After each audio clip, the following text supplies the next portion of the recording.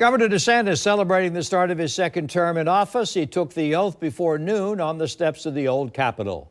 Kent Justice is joining us live from Tallahassee with the story of a Jacksonville woman who says DeSantis made all the difference to her during his first term. Kent? Yeah, it was a crisis for Mary Daniel, and her story touched hearts across the state and really across the nation. Locked out of her husband's healthcare facility during the pandemic, she took a job as a dishwasher so she could see him. And then she got the governor's attention and got him to change the rules.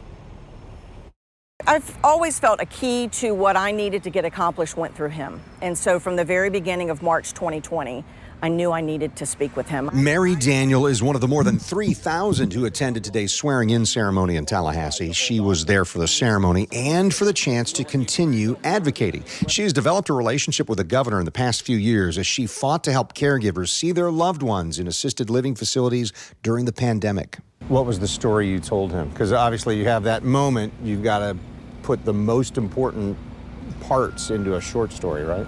The main thing I asked him, it was actually a very simple question. By that time, I was washing dishes in Steve's facility, and I sat right across the room face to face, and I said, why am I allowed to touch my husband as a dishwasher, but I'm not allowed to touch him as his wife?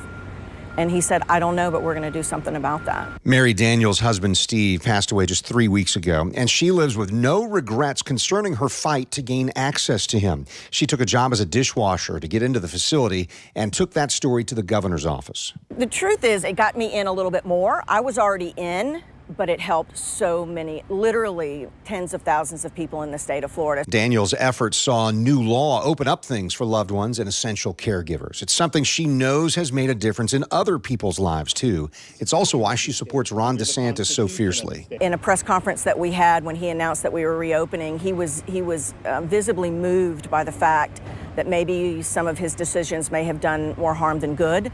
And he fixed it, and I love that in a politician who actually admits when they make a mistake and does something to right that wrong.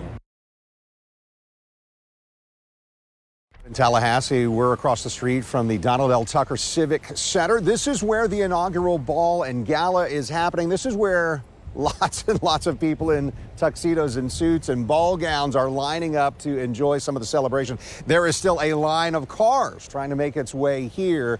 The doors just opening at 6 o'clock, and obviously there's a process to go through to make sure the right people are being admitted and that security is taken care of as well.